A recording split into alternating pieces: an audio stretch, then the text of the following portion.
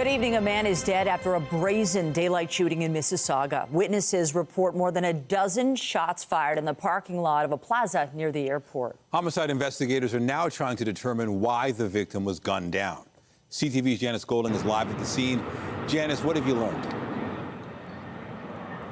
Hi, Nathan. Well, a pretty terrifying afternoon for people who are here in this Mississauga industrial complex over the lunch hour after more than a dozen shots rang out in the parking lot behind us. I cannot count how many shots, but it was so many, 14, 15. He was here on his back completely. This witness says it was around lunchtime when he heard the gunfire. Just I was standing at the door, I heard the firing, and it completed almost 15, 16 rounds. The shooting taking place in the parking lot of a plaza across the street with plenty of people around at the time. From the next plaza, the guy was trying to help them out, so he brought the paper, so he just wanted to stop the bleeding. The gunfire sending shockwaves through people who work in the area. The shots was like within an interval, like I would say like 5-6 shots, pause. Then again 5-6 shots. When we saw outside, it was a group of people running around and we saw that it was gunshot. Police say it was just before 12 when they were called to the area of Telford Way and Tranmere Drive in Mississauga. Police arrived, located an adult male victim with obvious signs of trauma. That male was rendered CPR by emergency services. He was transported to a local hospital where he has since succumbed to his injuries. While many of the shots struck the victim, one bullet flew across the street and through the window of a law firm. After the police came, they just found that bullet just behind my chair. Yeah. And I mean, how close, if you were sitting at your desk, how close would that bullet have been to you? Maybe I was not standing here right now. The safety of those who work in the area now top of mind. I think it's that place is not safe anymore. He was right there with this truck, the black truck. Okay. So he was next to the truck on the ground. While police say they can't confirm details at this point, witnesses say the man was standing outside his truck when he was shot. Some even telling CTV News they saw a car approach the man before the shooting. In fact, CTV News can confirm that we have seen video of what appears to be a black Dodge Charger approaching the victim in the moments before the shooting. At this point, police have not released any suspect descriptions. Reporting live from Janice Golding, now back to Michelle.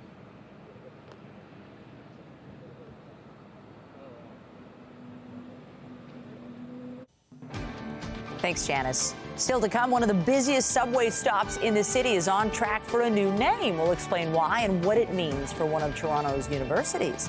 Just ahead. Saying he doesn't need any more shoes and it's time to diversify his wardrobe, Ontario's finance minister went shopping this afternoon, picking out a new tie ahead of his presentation of the provincial budget tomorrow. The province set to show its financial plans as the premier signs a trade deal with his counterpart from Manitoba. CTV's Queen's Park Bureau Chief Siobhan Morris is live tonight with more. Siobhan. Well, diversifying our trade partners is part of the deal when it comes to dealing with U.S. tariffs. We'll see a heavy focus on responding to those tariffs in tomorrow's budget. With the stroke of a marker, Manitoba becomes the third province to agree to break down trade barriers with Ontario. Our two provinces already do approximately $19.5 billion of interprovincial trade every single year, but we can do better. The goal is to ease the movement of labor and goods between the provinces, including with direct-to-consumer alcohol sales. We're knocking down trade barriers, and we're building up Team Canada. Ontario, Manitoba, and everybody coming to the table. It's a great thing to see. More trade across this country is part of the strategy to deal with U.S. tariffs. Those tariffs are going to shape what we see in Thursday's Ontario budget. We can always balance a year or two, but what scares me are governments that go in there and start slashing and burning. We know the spending plan will include locking in a cut to the gas tax, taking tolls off Highway 407 between Pickering and Clarington, and expanding a manufacturing tax credit. It's going to be about building our province, creating more jobs, more opportunities, making ourselves more competitive, putting money back into people's pockets, supporting businesses. The opposition sees the budget as a test for meeting the moment. We want to see the government talk about how we're going to build new supply chains, how we're going to tariff-proof our province. A lot of that also involves making sure that Ontarians have access to the best quality health care, the best schools. The Liberals believe this is the moment for progressive Conservatives to make good on a 7-year-old promise to cut taxes for middle-income earners. There is so much uncertainty that putting back more money in their pockets that they can control, it is the right thing to do. All the opposition leaders agree one thing they'd like left out of the budget is a proposed tunnel under Highway 401. When we have cheaper solutions to traffic, like paying the tolls for truckers on the 407, and we have such urgent needs. CTV News has learned tomorrow's budget will include a proposal to remove more bike lanes on Queen's Park Crescent and on Avenue Road. That's in addition to a plan to remove bike lanes on parts of Bloor, Yonge and University. That plan is still being challenged in the courts. Reporting live from Queen's Park, I'm Siobhan Morris. Nathan, back to you. Thank you, Siobhan. Time now for a check on the forecast. Here's a live look at the city. Conditions are cloudy but comfortable tonight. There's a slight chance of rain, but that shouldn't impact your evening if you have plans to head out tonight. Lindsay Morrison is here with a look at the current conditions. Lindsay. Well, not only do we have some cloud, Nathan, but we've got some sun in areas too. Well, what a turnaround this afternoon compared to the very cloudy, somewhat foggy start to the day today. It's been very nice through the afternoon and now early part of the evening. And we're at the warmest point of the day right now. It is 21 degrees at Pearson Airport, 16 at the Toronto Islands. We've been dealing with an east wind today, keeping some lakeshore communities cool once again, but overall still quite comfortable. Let's take a look at your Maple Leaf Square forecast for tonight. I know fans will be out there, rain or shine, but conditions will be quite pleasant this evening. We'll take a full look at your weather forecast coming up. For now, though, Michelle, I'll send it over to you. Well, let's talk about those Leafs. With their series tied at 2 games apiece, the Toronto Maple Leafs got in an optional skate this morning ahead of tonight's Game 5 against the Florida Panthers. The Leafs and their fans hoping to reverse the direction the series has gone after the team lost the last 2 games after taking an early 2-game lead. CTV Sean Leathong is live in Maple Leaf Square tonight among an excited crowd of fans hoping for a win tonight. Sean. Well, Nathan and Michelle, I'm trying to keep the fans calm tonight because we want them to do most of their cheering during the game. Now, one person I want to talk to is you get to see some of the younger fans. This is 11-year-old Choo Choo. How are you feeling about the game? Nervous. Who is going to win? Toronto. That's the right answer. Okay. Now, fans like him have been here all day. They're loving this, and I talked to a few earlier who said there is no nerves because they believe we've got Game 5. With the Leafs home for Game 5, there's a different feeling in the city. I think it's a must-win tonight. The Leafs have lost a lot of momentum, these past couple of games. For Florida, 1 for Toronto, scores! The last time they were on home ice, the team was up 2-0 in the series with momentum on their side. 2 games later, it's Florida with momentum having evened the series. When asked about his team's readiness for Game 5, Coach Craig Berube's response has become something of a mantra. Business-like, ready to go. Looking forward to the challenge tonight. Excited to play. And the Leafs players are hoping a return home will turn the tide after dropping 2 games in Florida. Yeah, I feel like we've responded all playoffs long, frankly, whether it's through a series or throughout a game. I think our resilience has been some volume. Composure's been good, so I don't expect that to change. That's what you work for, to playing these 6 games and get to this point in the season in the series, so excited about it. For the Panthers, having won the Stanley Cup just last season, there is a calm that comes from Coach Paul Maurice. This is where we're supposed to be. And Game 5s are often pivotal. In NHL history, the winner of Game 5, when the series is tied 2-2, has gone on to win nearly 80% of the time. So you can feel the fans here. Let's hear it, guys. How are you feeling? These fans are ready to go. They believe that the team will win tonight, and this will be going on for the next hour or so until the game starts at 7 o'clock. Puck drop. We could see some new players in the lineup tonight. We know David Kampf, who hasn't played since April 2nd, didn't participate in the morning skate today. That usually means they may be in the lineup, and Nick Robertson may be in the lineup for the Leafs tonight as he didn't stay out too late after the morning skate as well. We'll see in a little less than an hour. Reporting live, I'm Sean Leathong. Nathan, I'll send it back to you. All right, hope the fans are right. Thank you, Sean. The TTC board has given unanimous approval to the idea of renaming Dundas Station. The plan would involve a partnership with the nearby Toronto Metropolitan University and see the station called TMU Station. CTV's Mike Walker has more. When the subway rolls into Dundas Station in the near future, it will be under a new name, after the TTC board unanimously greenlighting a name change to TMU Station. Do support what they're doing. I feel a little strange, honestly. I feel like I'd be like, oh, that's probably not my stop. I don't like the name. I like Dundas more because I'm familiar. Toronto Metropolitan University will cover the cost for the name change that the TTC estimates will cost $1.5 million. This is a good partnership. This will create real long-term benefits to both our customers and the city and to TMU. The report states the change reflects the evolution of the neighborhood and growing campus. We have over 50,000 members of our community that are commuters. For them to have a recognition, it's a great initiative. As part of the deal, the university is proposing a research hub it dubs the Transit Innovation Yard, an 18-month pilot program that will focus on emerging technologies to help the TTC tackle some issues. We just put a call for proposal for our researchers and our startup community, and we got large number of proposals. It's an opportunity for us to innovate, get research under our belt that can actually improve the rider experience to make it safer, more efficient, more customer friendly. This follows the renaming of Young Dundas Square to Sankofa Square after numerous studies found that Henry Dundas, the square's namesake, was involved in delaying the abolition of the transatlantic slave trade. Today, the board hearing opposition from advocates. Dundas Station is culturally and historically significant, including descendants of Henry Dundas, who were urging for more public consultation. We'll get ambushed by this announcement late on Monday that there's one chance to say something. That is not public consultation. The chair insisting there have been opportunities at previous meetings. To be clear, the TTC is not taking any position on Henry Dundas. We are solely responding to the request that was brought forward to us from council. Work will begin immediately behind the scenes for the name change, but it could take a year before riders notice a difference. Mike Walker, CTV News. Still ahead, getting down to business. Prime Minister Mark Carney meets his newly appointed cabinet and lays out the country's most pressing priorities.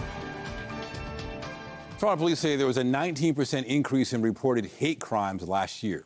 There were 443 reported hate crimes in 2024 compared to 372 the year before. Police say there was an 84% increase in the number of people charged with hate crimes compared to 2023. 115 people were charged in total last year, up from 63 in 2023. 209 hate-motivated criminal charges were laid in 2024, an increase from 156 the year before. And there's been a 47% decrease in reported hate crimes so far in 2025 compared to the same time last year. A 68-year-old Newmarket man has been sentenced to house arrest after 3 of his dogs attacked a 9-year-old girl back in July of 2023. It happened at a home on Jackson Court. The girl and her father were visiting to view puppies for sale. York Regional Police say 3 bulldog-type dogs rushed out of the home and attacked the girl without provocation, causing her serious injuries. Yesterday, Leslie Theodore Kovacs pleaded guilty to criminal negligence causing bodily harm and 3 counts under the Ontario Dog Owners Liability Act. He was sentenced to 1 year of house arrest, 15 months probation, a $5,000 fine, and a lifetime ban on owning a dog. The dogs involved in the attack were surrendered to Animal Services and were euthanized. To Mississauga next, where parents say their concerns over student safety at one middle school aren't being addressed. They allege their children have been bullied for years, and staff, administrators, and the board haven't done enough to stop it. CTV's Beth McDonnell reports. I actually sent an email last week to. These moms are so worried about their children, they don't want to show their faces on camera. It's all because they allege bullying has been occurring for years at Erin Center Middle School in Mississauga. Nothing is being dealt with. Yeah, there's no supervision at all. This mom says her daughter in grade 6 had her hijab ripped off in the washroom. Another time, boys pushed her on stairs, causing her to fall and hit her head. And when she complained of a headache after the fact, it was brushed off by a teacher. She had a concussion. I had to keep her home for a day. And then I looked at, she's like, okay, she might be okay. So she had a minor concussion.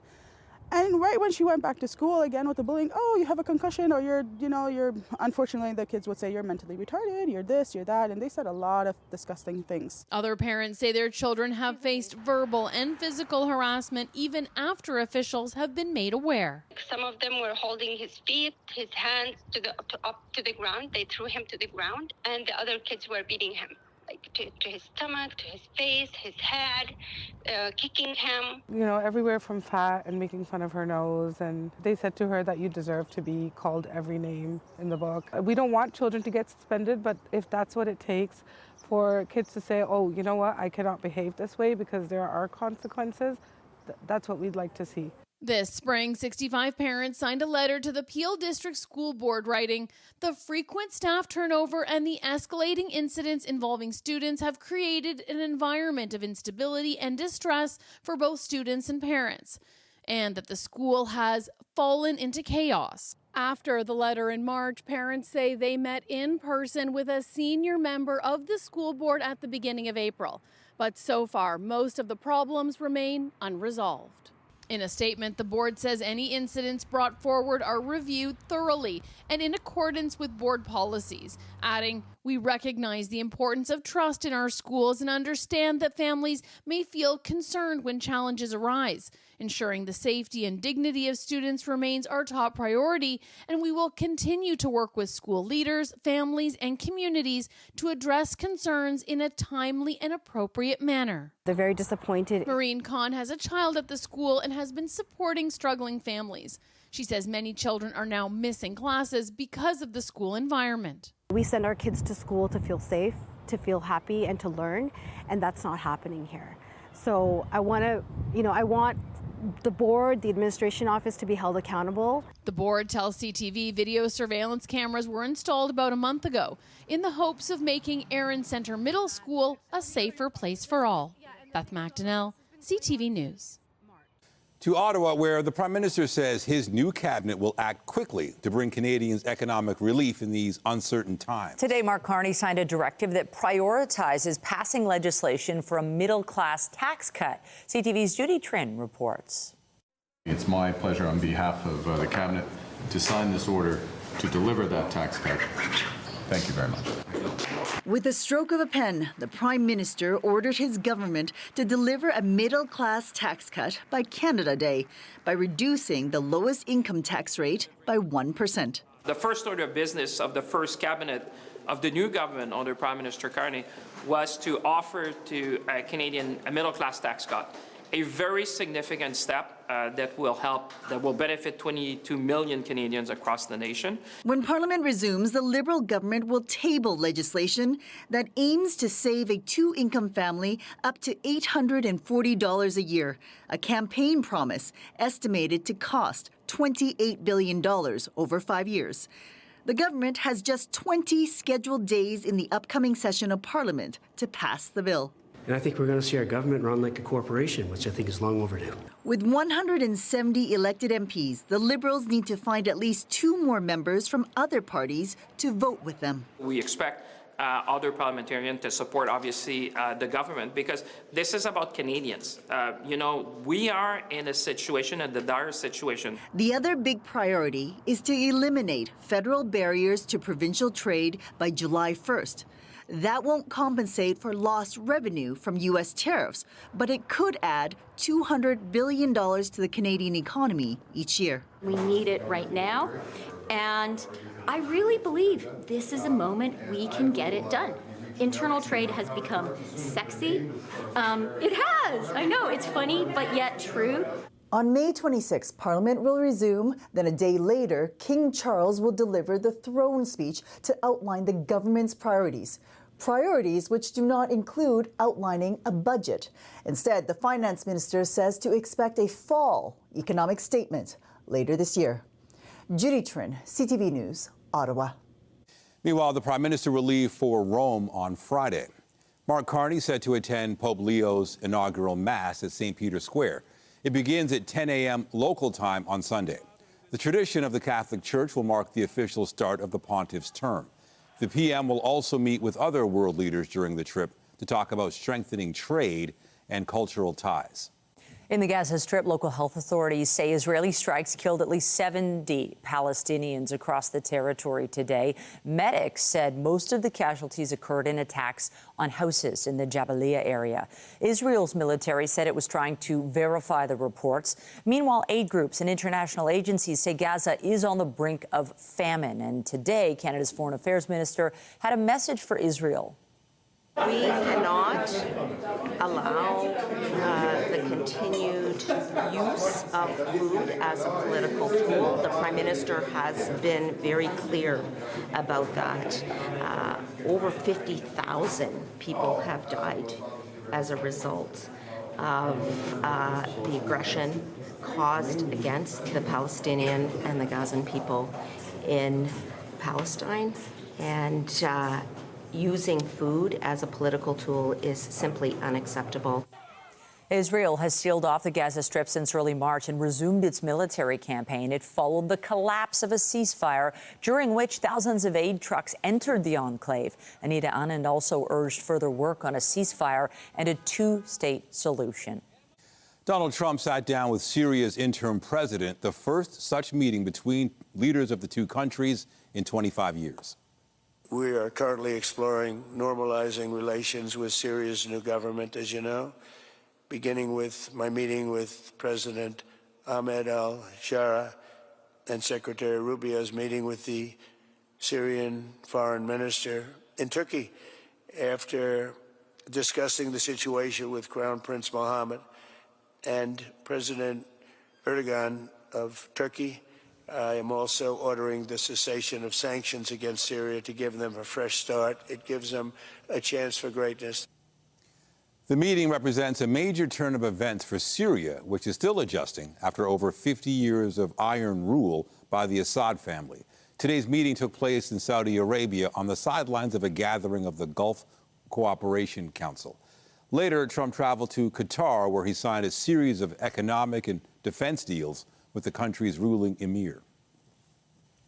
They help cancer patients prevent hair loss during chemotherapy, proving effective at easing one of the hardships of treatment. Coming up, the calls for cooling caps to be covered. And I'm Pat Foran. Coming up on Consumer Alert, if you drive in the GTA, the 407 highway can't save you time for a price. That's why a woman was happy to get a promotion to use the highway for free. But she was shocked to get a bill for almost $1,800. I'll have that story. That's just ahead. Well, we are looking at another mild overnight tonight. Temperatures remaining in the double digits, in fact, in the mid-teens in many parts of southern Ontario. So that will make it a comfortable start to tomorrow, but it is expected to be cloudy, a little foggy as well. Be aware of that if you're venturing out on the roads early. And we do have a chance of showers followed by some clearing. We're going to take you through the long weekend forecast coming up. And stay with us. We've got another full night of great shows for you right here on CTV.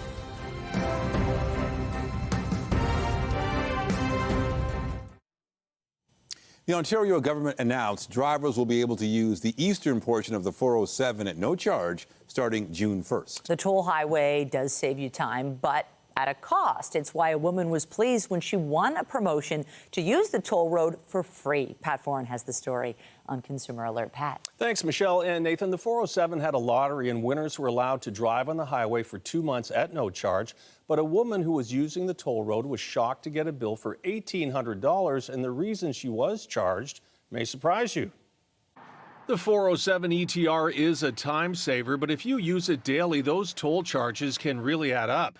That's why Caitlin Harivna of Hamilton was thrilled to win a lottery promotion that allowed her to drive on the 407 for free for 2 months in December and January. Lucky enough, I got it, and that was wonderful, and I was able to use it, and getting home was exponentially faster. Harivna enjoyed the promotion, but in March she was shocked to receive a bill stating she owed the toll road almost $1,800.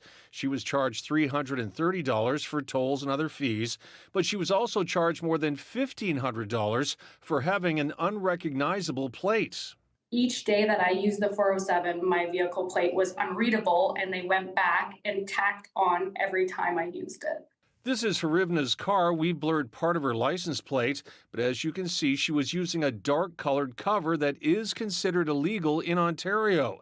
It's a story we've done before. Even though you're not supposed to use license plate covers, you can buy these in-store and online. This tinted black gray cover even comes with fine print that says may not be legal to use in some provinces. It felt like an honest mistake became something that now I have to work exceptionally hard to try to pay down. I removed the plate cover completely. I haven't driven with it since. When we reached out to 407 ETR, a spokesperson said license plate covers can pose a readability challenge for our gantry systems, which capture and process plate images.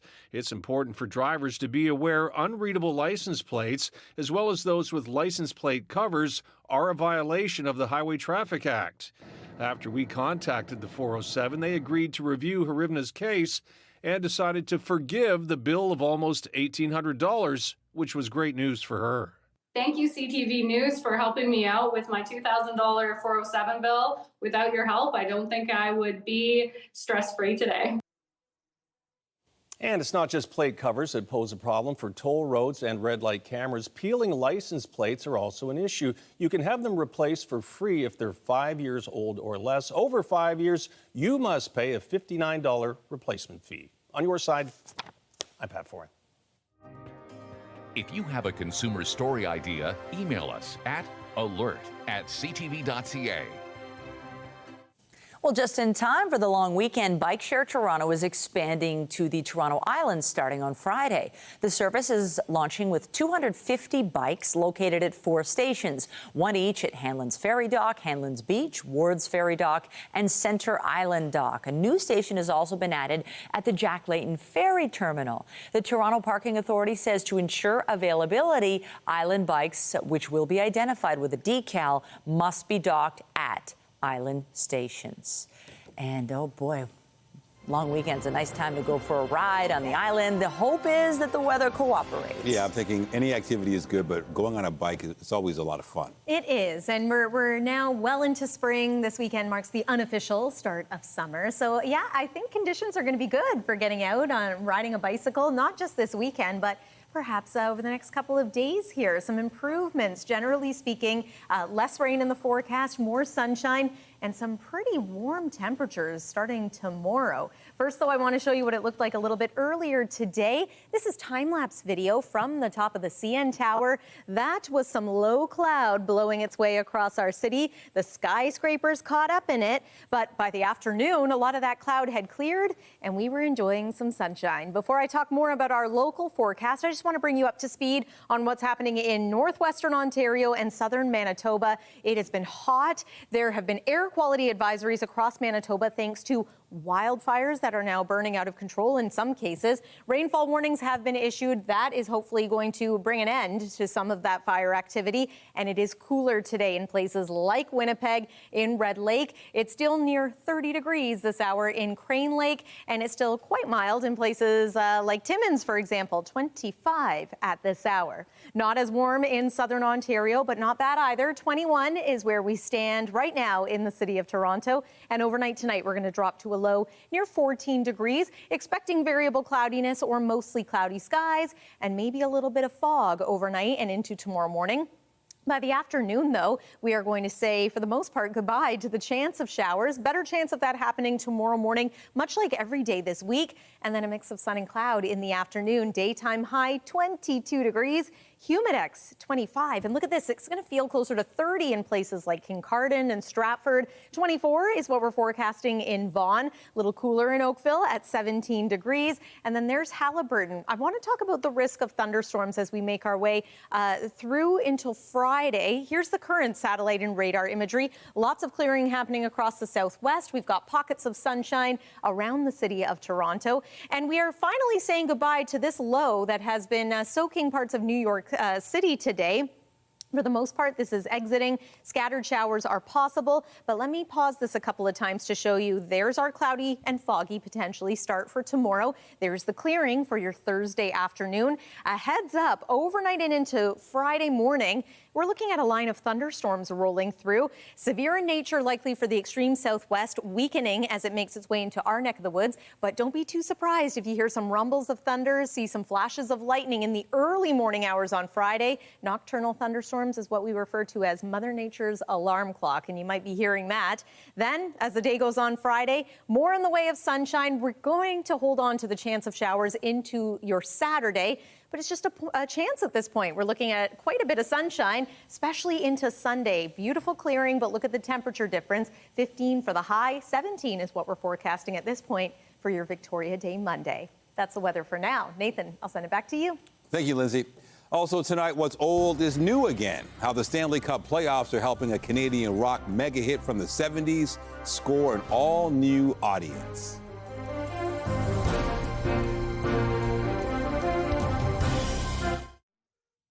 More than 75% of cancer patients say hair loss is the most feared side effect of their treatment. Scalp cooling techniques can greatly reduce hair loss, but while it's covered in many countries, it isn't in Ontario. Our health reporter Pauline Chan has more. 45-year-old Katerina Zanuck walks out of her chemotherapy into another chair for what she calls a vital part of her breast cancer treatment, and she remembers being told that chemo would be needed. It was on my birthday, 6 February, and I cry because I'm now all people who do chemo lost hair. For me, it's so hard. But she's been able to keep most of her hair thanks to a scalp cooling system used in several hospitals around Ontario.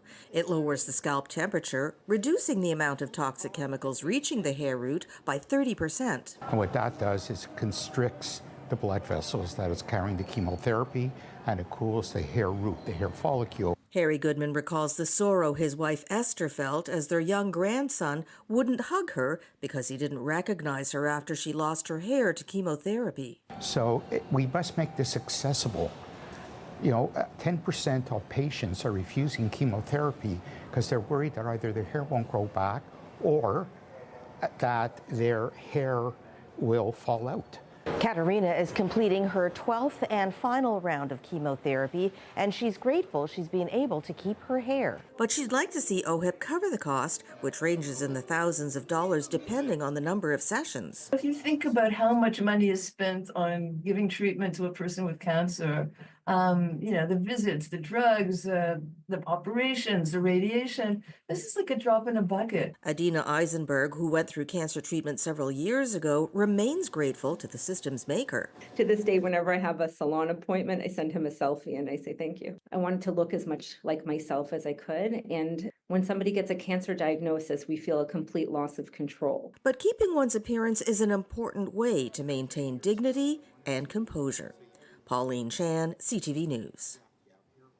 A historic attraction at Allen Gardens is welcoming visitors again following a lengthy restoration project. Mayor Olivia Chow helped reopen Palm House in the conservatory today. The building, which is more than 100 years old and is home to a wide array of plants, was closed in 2022 while crews made improvements. The work included window glazing and modernizing the air quality and ventilation systems.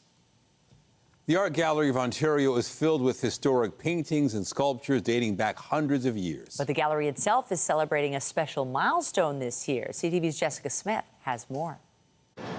Founded in 1900 by a group of local artists and citizens, the Art Gallery of Ontario is one of the oldest and largest galleries in the province. 125 years ago, a woman named Harriet Bolton Smith donated her house in her front yard, which we know is Grange Park today, to the City of Toronto, and it started as the Art Museum of Toronto.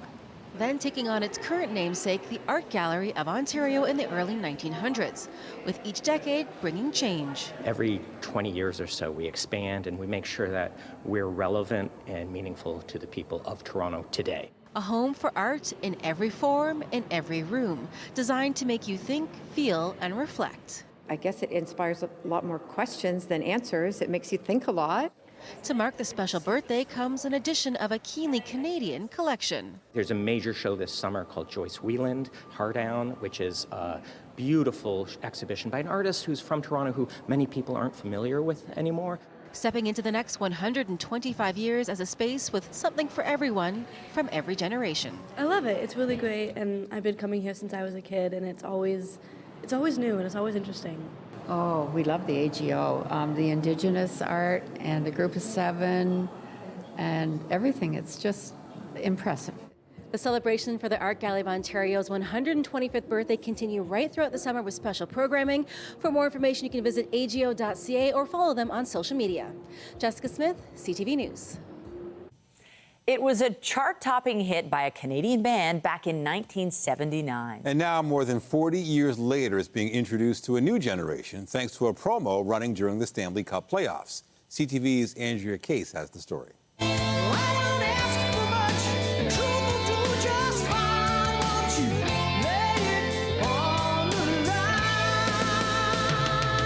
When the Canadian rock band Triumph released the song Lay It on the Line in 1979, it was a global hit, sang back to them in stadiums all around the world. We got very pumped up for concerts. I mean, what we would do is we were kind of like a sports team as a band because we were only 3 musicians. We knew there was no place to hide. Nobody could take a break. There was no snooze fest happening when we went on stage. It was like full-on body contact from day one. And that sounds funny for a musician to say that, but that was kind of our mentality. You got to remember, we were playing in arenas that were sports arenas, that were sports venues. So we would be in the dressing room, and sometimes we'd be in the Philadelphia Flyers dressing room, or, you know, the Toronto Maple Leafs dressing room, or whatever. And, you know, that was how we would get kind of revved up, is thinking about the big game. And our big game was a concert, of course. But now people are singing it in living rooms and bars across the country as they watch the NHL Stanley Cup playoffs, and it is played in a Rogers commercial. It's a thrill for the band. I mean, we're just kind of knocked out. And, of course, you know, my cell phone lights up like a pinball machine every playoff game. For friends and people that maybe think I haven't seen it or whatever. You know, they're playing Triumph like the national anthem, and we're really grateful, you know, to Rogers and you know, to all the carriers of the shows and the NHL itself. It's just been a great experience for us. Gil Moore was a drummer for the Canadian Music and Canada's Walk of Fame Toronto Trio, and now the owner of Metalworks, Canada's largest recording studio located in Mississauga. Now, after all these years of hits being recorded at his studio, his music is back on the charts. It's amazing. I mean, I found out last week that Lay It on the Line was #1 in Canada. So, you know, a long time after it was released, but, you know, credit, you know, everyone's love of hockey. And somehow some of the lyrics that we had back in the day, which were positive, I guess, were good inspirational lyrics for getting pumped up before the big game. So we hope it keeps rolling. Andrea Case, CTV News. After the break, providing food for school kids after the bell.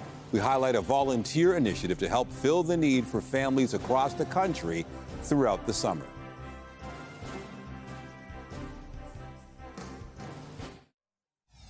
I was standing at the door, I heard the firing, and it completed almost 15, 16 rounds. So I just ran out this guy to see what happened. Updating our top stories, one man is dead after a brazen daylight shooting in Mississauga. It happened in the parking lot of a plaza near Telford Way and Tranmere Drive. The victim, believed to be in his 40s, has not been identified. Police have not given any suspect descriptions. Our 2 provinces already do approximately $19.5 billion of interprovincial trade every single year, but we can do better. Ontario and Manitoba have announced a new deal amid breaking down interprovincial trade barriers. The goal is to make it easier for goods and labor to move between the 2 provinces. The Ontario government will unveil its provincial budget tomorrow. This is a good partnership. This will create real long-term benefits to both our customers and the city. The TTC board voted unanimously to approve a new deal between the Transit Service and Toronto Metropolitan University that will see Dundas Station renamed TMU Station. As part of the deal, the university is proposing a research hub for emerging transit-related technologies. Remember to keep up to date day and night at ctvnewstoronto.ca by downloading the CTV News app. And if you have a news tip, photos, or video of breaking news, let us know. It isn't often that buyers have an edge, but in the Toronto real estate market right now, they do. BNN Bloomberg Mirella Fernandez has more. It's a good time to be looking to buy a home in Toronto. In April, 66% of homes sold in Canada's biggest city went for less than listing price. Home sales last month were at their lowest level in 30 years, excluding the pandemic. There is a surge of sellers, and with some buyers sidelined by economic fears, those who are ready to make a purchase have more bargaining power. Here's how the trading day ended. The Canadian dollar is down today, hitting 71.55. West Texas Intermediate is down 57 cents to 62.68. Our fix on Western Canadian Select has it up another $1.67 to 53.95. And the TSX is up 75 points today to 25,692. Those are your business headlines. I'm Marella Fernandez. The Business Report is brought to you by Canadian Western Bank, the bank built for business. An army of volunteers came together this morning to help fight food insecurity in the GTA. CTV's Rahim Ladani has more from a massive food sorting and packing drive in Mississauga. It's easy to understand why these 1,300 volunteers are excited, knowing that with every food bag packed, they're helping feed children this summer. This is going all across Canada, so east, west, north, everywhere. So this is really fantastic what we're doing. When the school year ends, food programs also stop running. That's where the After the Bell program comes in. Food Banks Canada is hoping to pack 250,000 food bags during this two-day event and ship them to food insecure families in every province and territory.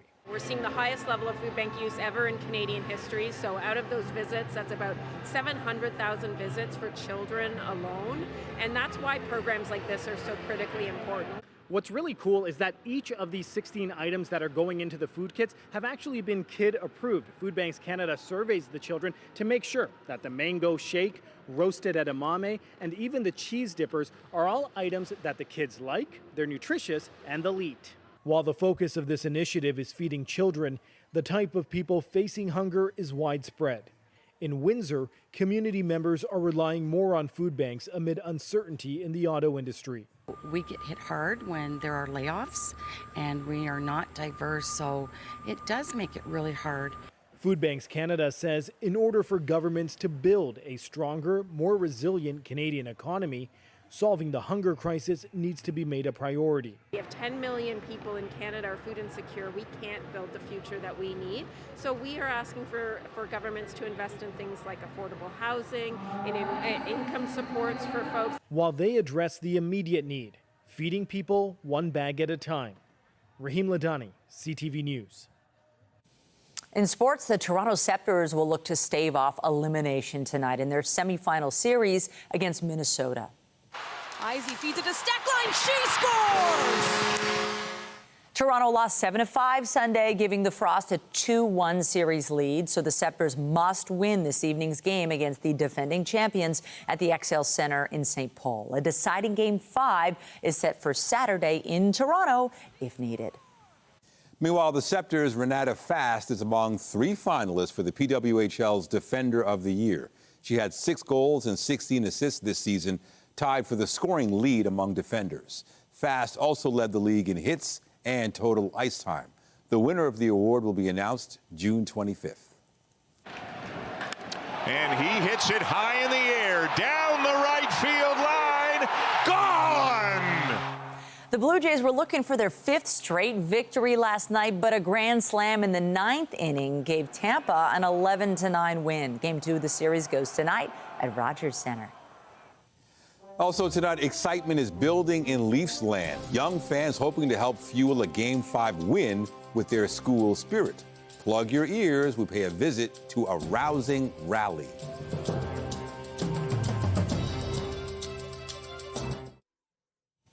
Well, as we showed you earlier, Leafs fans around the GTA are getting set to cheer on the Leafs. And some young fans in the Beaches got the chance to get hyped before their school day ended. CTV's Allison Hurst has more.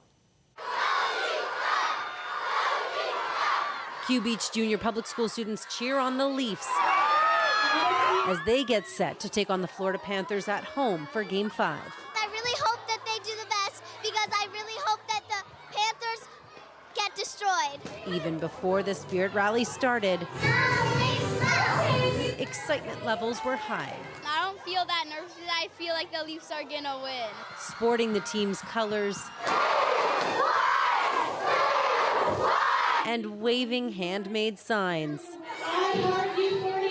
Hundreds of students cheered on the Buds, hoping home ice will give them the edge. They're probably going to get a lot of good confidence and like cheering on. The rally was led by kindergarten teacher Cassie D'Angelo.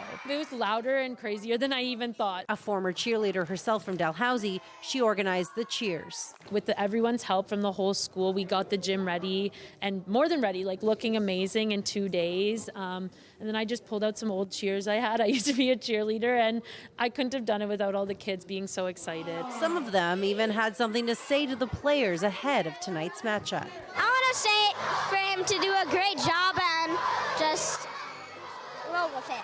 I want to tell the team to try their best. There's a lot of confidence in the Buds. I think they're going to dominate them. The Leafs might have a little more chances. We have amazing defense and amazing players with great sportsmanship. And hopefully a win tonight. Let's go Leafs! Allison Hurst, CTV News. So cute. Straight A's for all the kids. Yes. Honestly, I like the Leafs' chances tonight. That spirit is definitely going to fuel them. Yeah, that's the cheering squad we need. And I think many are now gathered at Maple Leaf Square as well. Conditions look good for the fans, spending some time outside. Temperatures in the upper teens or even low 20s right now. Here's the satellite and radar. A little bit of cloud. Tomorrow afternoon, we're going to enjoy the sun again.